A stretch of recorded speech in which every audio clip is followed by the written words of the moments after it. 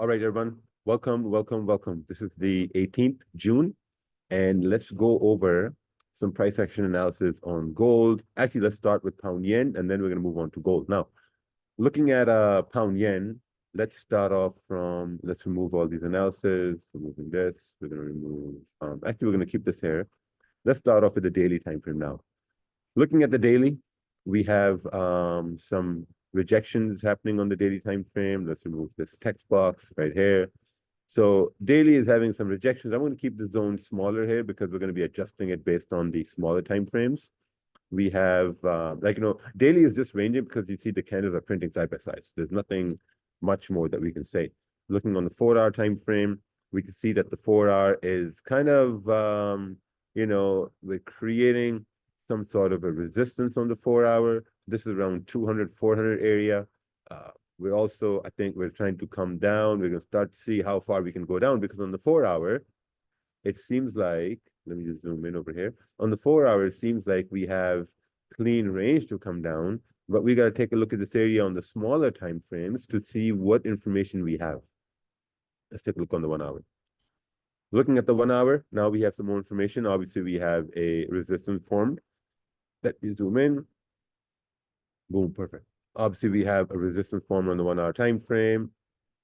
At the same time, I guess we're creating a support because this candle is about to close. And as it's about to close, we are creating the support. And as we're creating the support, let me measure this range because it seems like this is a clean range from here till here. It's like a 29, 30 pip range. Pretty good range, to be honest. Let's take a look on the 30-minute time frame.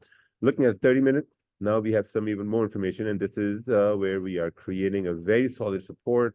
We're also creating some sort of resistance here on the 30-minute time frame, right? Very clean resistance. And I would say if we do break and close above, 200, 190, 200, 200, we can continue to push up with volume. What's the time now? It's around 8:99, like a little before pre-London now. But if we do breaking below, we're looking at, it's like a very small range, 12 pip range here. So I don't think that's going to make a big difference.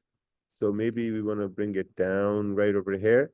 And if we do break below 199,950, then you're looking at a much cleaner range for price to push down. And that is around, let's see this. This is a 40 pip range. So I would say maybe a break below 199,960 or even 950 is going to be a better idea for price to move down. So let's zoom out here for a sec and let's take a look at this, right? So if we do break above, let's say you got 200, 180, or like even 200, 200, you got clean range of price move up, 25 to 30 pip range. Breaking below, let's say this area here. Now, this is a small range, 12 pip range. So I would say it's going to be better for price to break below, I'd say this blue line. Let's do this right over here. I'd say it's going to be better for price to break below 199,950 so we can continue pushing down in this clean 40 pip range. I think that's going to be better. Let's take a look at gold here now. Looking at gold, start from the daily. Take a look on the daily. We can see on the daily time frame, candles are printing, side by side. We're consolidating now. So let's zoom in here for a sec and let's take a look at these daily candles. Now, this daily candle, we broke above resistance right over here. This was a resistance. We broke and closed above this resistance. This daily candle came back down in this small whatever range. So let's take a look on the 4-hour time frames and see what's going on because daily is just ranging at this point.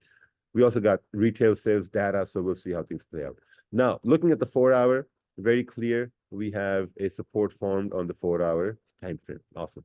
At the same time, we have a resistance formed in the 4-hour time frame. It's kind of messy. Also, there's a little bit of a rejection right here. What price is this? There's a rejection at 23.2750. So let's take a look at that on the 30-minute, 1-hour time frame. Let's go to the 1-hour time frame. 1 hour is creating a resistance. Obviously, 1 hour has created a support around 23.12. Let's take a look at this. Resistance up over here. This is the resistance we have. And yeah, it's pretty tough because, I mean, if we do break above, let's say these wicks here to the left-hand side, and there's another wick, which is like 17 pips away. And if you break above this area, you got some problems. And then we come up to the week open 23.32. So looking at the weekly now, keep in mind this price 23.33, right? Keep in mind this price. This is where the weekly candle started. The weekly candle hasn't really moved bullish so far.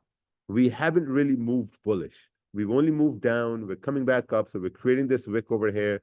And if the weekly candle can break above 23.31, which is where it opened, let's drop down to the 30-minute. Right? 23.31 right over here. This is where the weekly candle opened.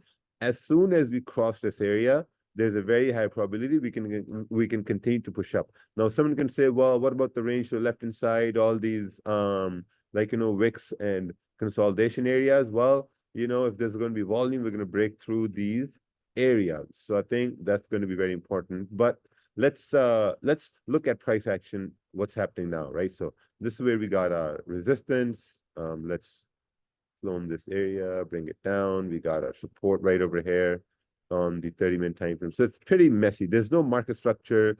There's no rhyme and rhythm on basically what's happening at this point. So yeah, I'd rather wait for some better market structure. Maybe even if if we do break below 23.21, you got rejection, you got support below this area. You kind of got clean candles below 23.13. So I'd say maybe below 23.13 would be a better idea. But the way price action is set up on gold, I would say there's gonna be a bit of waiting around. I'm just gonna put these blue lines, and these blue lines are gonna represent where I'm looking for a trade. So I may be looking at price to break below 23.18 for it to continue pushing down, because we got 1, 2, 3, 4 clean candles here to the left hand side. Other than that, man, we'll have to wait for price to create some sort of a structure. Structure is going to be formed with clean candles either moving up or either moving down, or something like that. Even if we do break above, let's say 23.26, you got rejection, you got another rejection, and then you kind of got this little resistance area here. And if we do break above, so the idea is wherever you see a zone, let's say we got a resistance here. If we break above this resistance, what clean range do we have to the left hand side, right? So if we do break above this resistance, I'm kind of trying to plot, or I'm trying to plan my executions here, right? So if we do break above this area, let me clone this blue line here as well. Bring it up, bring it up, bring it up, bring it up, right here. So if we do break above 23.29, we got 23.31, 16 pips away, after which the weekly candle is going to go bullish. And then if we do go bullish with volume, I think we can continue to 23.34.